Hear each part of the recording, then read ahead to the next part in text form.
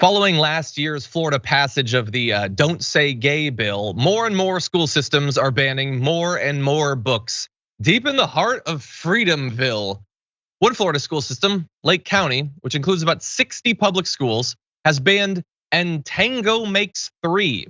It's an award-winning children's book based on the true story of two gay male Central Park Zoo penguins who adopt an egg and raise the baby penguin as their own. You can see a copy of the cover of the book right there. It's, first of all, it is literally based on a true story.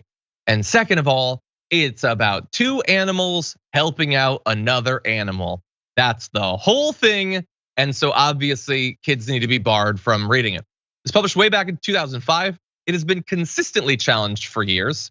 Challenges have included complaints that the story is unsuitable for young children and has homosexual overtones. Others have said the book is based on one of those subjects that is best discovered by students in another time or in another place. So vague. Some parents have also requested the book be placed in a section for alternative or non-traditional families. I'm not saying that like you couldn't have, why do you have to have a section like that? Why is that a thing? That's the compromise of these people. Anyway, Ron DeSantis says, when you actually look at the bill and it says no sexual instruction to kids pre-K through 3, how many parents want their kids to have transgenderism or something injected in a classroom instruction? It's basically saying for our younger students, do you really want them being taught about sex? And this is any sexual stuff. I will remind you, this is about two zoo animals raising another zoo animal. It's not about them having sex with each other or with the new animal. It's not sexual. It's about two animals helping another animal. What has happened to our country, Brett?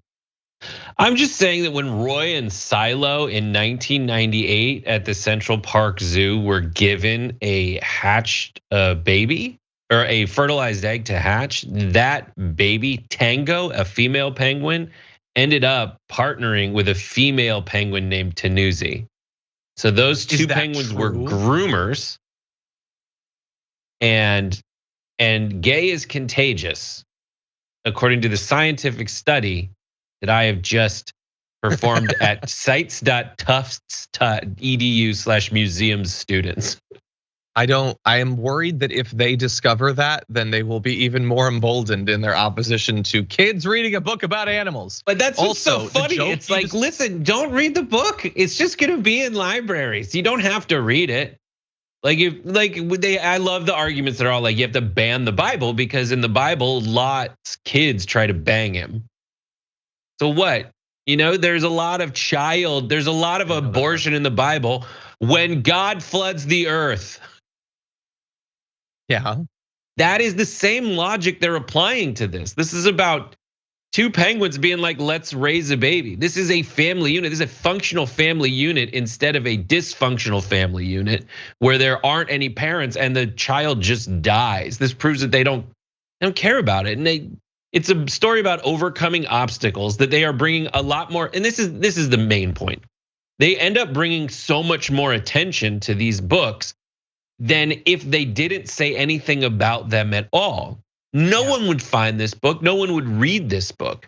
And they've got to know that. So their political calculus is that they want this attention. They want to be seen. And it's not for the children, it's for clout. And they want clout because it translates to votes. But the truth is, has it really translated to votes? No, these kinds of activities go against just basic political trends. They should have won more seats in the midterms. They won fewer seats. So let's look at everything they're doing. This kind of stuff is embarrassing. Most of America just wants like a job and something they can, and a family or friends, and just some kind of base level meaning in their life. Not to fight these ridiculous unhinged crusades against seemingly gay fictionalized novelization of penguin stories. Yeah, that if they teach a lesson, it teaches to be in a committed relationship, start a family, and that adoption is good. I don't understand. I despise the people who, as you point out, like Ron DeSantis, I don't think is losing sleep over And Tango Makes Three. He's just weaponizing it for his own political ambitions, which is probably more reprehensible. The actual activists who have spent the last 17 years trying to get this book banned I'm sure some of them also are doing it for clout. You can be a non-elected person and still do literally everything you do, no matter how devastating for clout. Look at libs of TikTok. But there are some people who they've spent decades, a significant chunk of their entire life, the energy and passion and organizing that they're capable of to stop kids reading about penguins adopting another penguin. It's just madness to me. Like you could pick at random another cause to champion and you would do more good for yourself and for the world. Anyway.